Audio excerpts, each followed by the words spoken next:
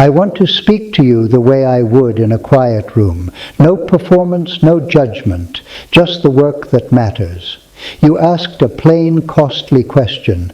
Why do I keep losing control of my emotions? Good. That question is already a kind of courage. It admits that your inner weather does not obey your intentions, that something older than your plans keeps rising to the surface and taking the wheel. In Jung's language, what you call losing control is rarely random.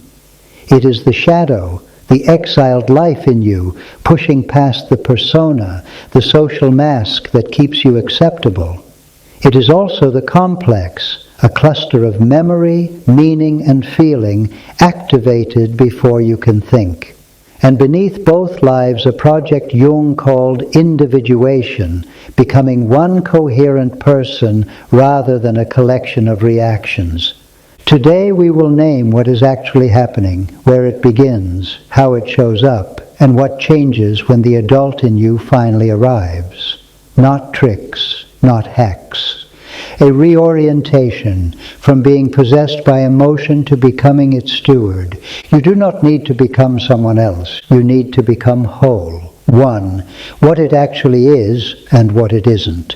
What you call out of control is not proof that you're weak. It is proof that your psyche is honest. Emotion is the body's language for meaning. It surges when something important has been touched. Anger means a boundary or value is in danger. Fear means significance is present. Grief means the heart recognizes cost. Longing points toward unlived life. But for many men, emotion was trained to wear a costume. Anger could show up only as dominance or silence. Sadness was disguised as sarcasm. Fear had to pretend to be logic. The culture told you that competence is the only acceptable feeling, and you complied until the body refused. What you call blowing up, shutting down, or spiraling is not a moral failure. It is deferred truth arriving all at once. Myth. Real men control their emotions. Truth. Mature men carry their emotions. They don't outsource them to the room, nor do they bury them in the basement. They allow feeling to inform perception without letting it commandeer behavior. Myth. If I felt less, I'd be safer. Truth. If you felt more accurately, you'd be stronger. The goal is not numbness. It is proportion and coherence. What you feel matches what is happening. The shadow complicates this because it stores what was punished or humiliated. When the persona grows polished, the shadow swells with pressure. You become exemplary outside and estranged inside. Eventually, the exiled life refuses further exile. That's the loss of control you're afraid of, not chaos, but return. There is gold in what you banished. Fire without a container becomes destruction. With a container, it becomes warmth and light. The very energies you fear, anger, tenderness, pride, grief, are the ones that, integrated, turn a loud boy into a quiet man with a spine. 2. How it appears in ordinary life. This isn't a seminar problem, it's a Tuesday problem. Morning. You walk into the kitchen already bracing. One small comment from a partner and your chest tightens. You reply with precision that sounds like control but feels like steel. You tell yourself you're just being clear, but an hour later you wonder why the room went cold. Midday. A colleague receives recognition. You congratulate him and then spend the next 3 hours constructing a case that he didn't deserve it. You call it standards. It tastes like envy you can't admit. Evening. You intend to be present at home, but your body stays arched towards unfinished battles. You feel outside your own life, watching yourself perform in it. Later, when someone needs you, you're either too sharp or too far away. Both register as the same thing, unavailable. Notice 3 markers: disproportion. The heat in you dwarfs the stimulus. A delay becomes betrayal. A disagreement becomes a verdict. The scale is off because the past is speaking through the present. Projection, the trait you condemn in others, arrogance, neediness, control, flares because it mirrors the part you refuse to acknowledge in yourself. Your judgment is loud because it shields you from recognition, repetition, different faces, same ending. No matter the job or relationship, your emotional life returns to a familiar pattern. Escalation, withdrawal, apology, distance. You call it fate. It's a loop. Take shame out of this. Shame paralyzes curiosity. Curiosity is how reality opens. You're not defective. You're unintegrated. The body is dragging truth to the surface the only way it knows how, by making it impossible to ignore. 3. Origins and the boy who stayed. Men rarely lose control in a vacuum. They inherit a choreography. If your father was a storm, you learned to read silence the way sailors read clouds. You became skilled at anticipating weather rather than naming needs. Control felt like safety because guessing kept you alive. In adulthood, that becomes vigilance you call awareness, but which is actually fatigue.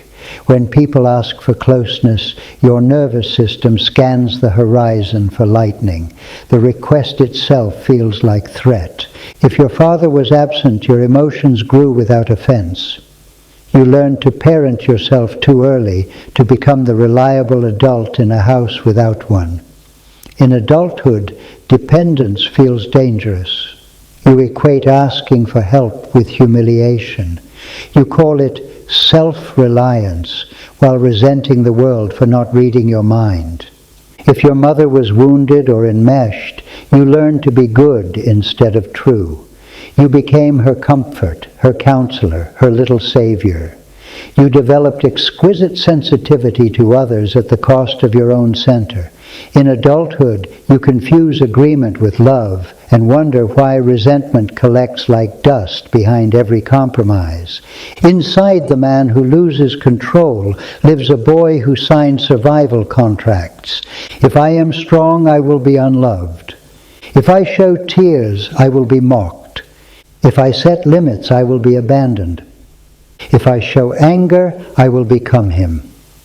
So the man armors up, achievement, coolness, jokes, explanations, while the boy keeps the keys to vitality.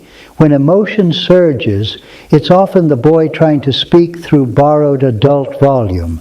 He is not asking you to regress. He is asking you to arrive, to become the adult who can carry what he could not. This is not a tribunal against your parents. It's an inventory of your inheritance. The point is not blame. The point is authorship. The story you were given is not the story you must continue. 4. Contact without collapse. You do not integrate by analysis alone. You integrate by contact, letting what is true come close enough to be recognized without being swallowed by it. There's a moment every man knows. You catch your reflection, really catch it, and for a second your face looks like someone else's. The old expression, the old flinch, the old contempt, a stranger you've met before. That is a doorway. Most men look away. The ones who change stay for one beat longer and admit what they see. Another moment, a dream that won't let go. You are in a house you've always known, but can't quite place. The rooms keep rearranging themselves. Water runs under a door, rising. Someone is in the attic, calling your name, but when you climb the stairs, you wake. You tell yourself, it's nothing. It isn't nothing. It's the psyche drawing blueprints of the structure you live in and pointing to the floorboards that swell when it rains. Or the simple, brutal moment at a dinner table when someone you love says, when you're under pressure, you leave without moving. You feel anger rise, and then you feel grief beneath it, like a hand at the back of your neck. That grief is not weakness, it is GPS. It's pointing at the room inside you keep dark. Contact is not technique, it is staying, not to drown, to witness. You tell the truth quietly to yourself. This reaction is older than this moment. That sentence moves emotion out of destiny and into history. History can be integrated. Destiny cannot be argued with. You will feel the pull to explain, to litigate, to reorganize the room so no one sees you.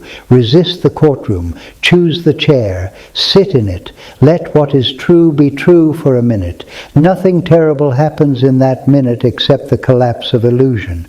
On the other side of that collapse lives relief that is almost holy. 5. Containment before expression.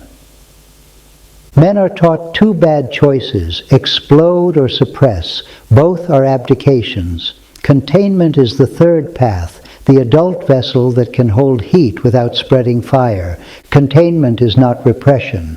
Repression says, there is nothing here. Containment says, there is a lot here, and I am strong enough to carry it until it can be expressed cleanly. Containment is dignity. People feel safe around a man who can carry things. You know the difference in your bones. Dirty expression is theatrical, volume disguising fear, cleverness hiding contempt, a righteousness that smells like gasoline. It tries to win, not to relate. It punishes to relieve pressure. In dirty expression, the past performs on today's stage and calls it justice. Clean expression is unnervingly simple. The voice is steady, not because the heart is calm, but because the adult is present. The words are few, accurate and unadorned. Clean anger defends life. It doesn't humiliate to prove it's real. Clean grief names loss. It doesn't recruit an audience to verify that it hurts. Clean desire honors what it longs for without converting other people into objects. Containment makes clean expression possible.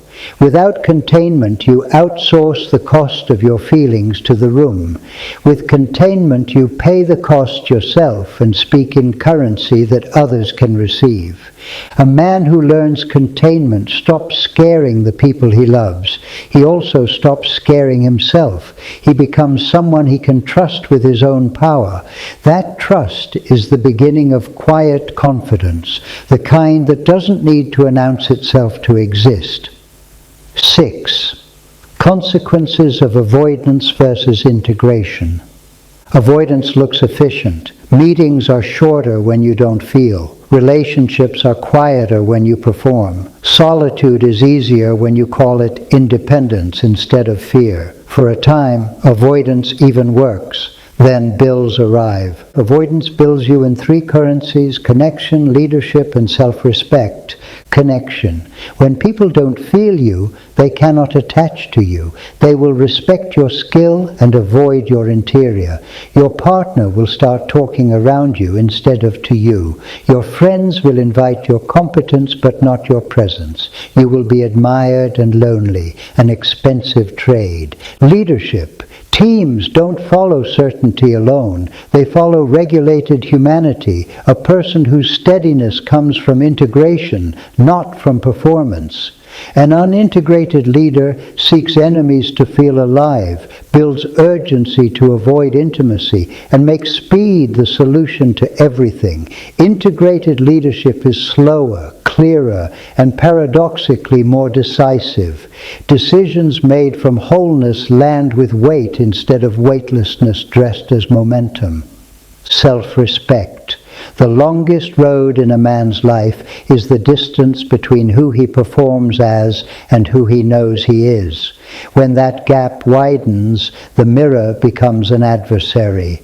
You will look away to avoid the conversation your soul is trying to have with you. If you keep looking away, cynicism grows, a crust on the heart that pretends to be wisdom. Integration closes that distance. You begin to recognize yourself again, not because you became perfect, but because you stopped pretending. What changes when you integrate?